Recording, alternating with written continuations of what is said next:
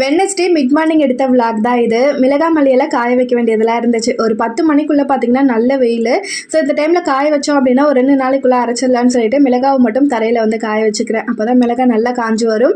மல்லியை வந்துட்டு பிளேட்டில் கொட்டி காய வச்சுட்டு இன்றைக்கி ரூம் வந்து க்ளீன் பண்ணேன். ஸோ பெட் கவர்ஸ் எல்லாமே வாஷ் பண்ணி போட்டு பெட்டை மட்டும் தூக்கிட்டு போய் மேலே போட சொன்னேன். பட் ஹஸ்பண்ட் மறந்துட்டு போயிட்டாங்க. அதெல்லாம் பார்த்துக்கலாம் அப்படின்னு சொல்லிட்டு சாதத்துக்கு வந்து தண்ணி வச்சிட்டோம் அப்படின்னா நம்ம வந்துட்டு அந்த ஒர்க்கெல்லாம் முடிச்சுட்டு வரதுக்குள்ளே தண்ணி நல்லா கொதிச்சிருக்கும். பெட்டை கொண்டு போய் மேலே வந்துட்டு பொறுமையாக காய வச்சுட்டு சாதத்தை மட்டும் வெளியில் வடிச்சிட்டேன். சரியான வெயில், அதனால் குழம்பு மட்டும் உள்ள குக்கரில் வச்சுக்கலான்னு இன்றைக்கி வந்துட்டு கத்திரிக்காய், முருங்கைக்காய், உருளைக்கிழங்கு இது மூணுத்தையும் போட்டு குருமா குழம்பு வச்சுட்டு பீன்ஸ் பொரியல் தான் வந்து ரெடி பண்ணியிருந்தேன். குக்கிங் பண்ணும் போதே பார்த்தீங்கன்னா மாவையுமே அரைச்சிடலான்னு அதையுமே கிரைண்டரில் போட்டு 2 வேலையுமே ஒரே நேரத்துலேயே முடிஞ்சிருச்சு. அதுக்கப்புறம் நானும் தம்பி கொஞ்சம் நேரம் உட்காந்து டிவிலாம் பார்த்துட்டு வாட்டர்மெலன் கட் பண்ணி சாப்பிட்லாம் அப்படின்னு சொல்லிட்டு அதை வந்து கட் பண்ணி அவனுக்கு கொடுத்துட்டு நானுமே சாப்பிட்டுட்டு இருந்தேன். ஐ ஹோப் இந்த வீடியோ உங்களுக்கு பிடிச்சிருக்கும். நம்புறேன். பிடிச்சிருந்தா கண்டிப்பாக லைக் பண்ணிவிட்டு சப்ஸ்கிரைப் பண்ணிக்கோங்க. நெக்ஸ்ட் வீடியோவில் பார்க்கலாம். அது வரைக்கும் பாய்.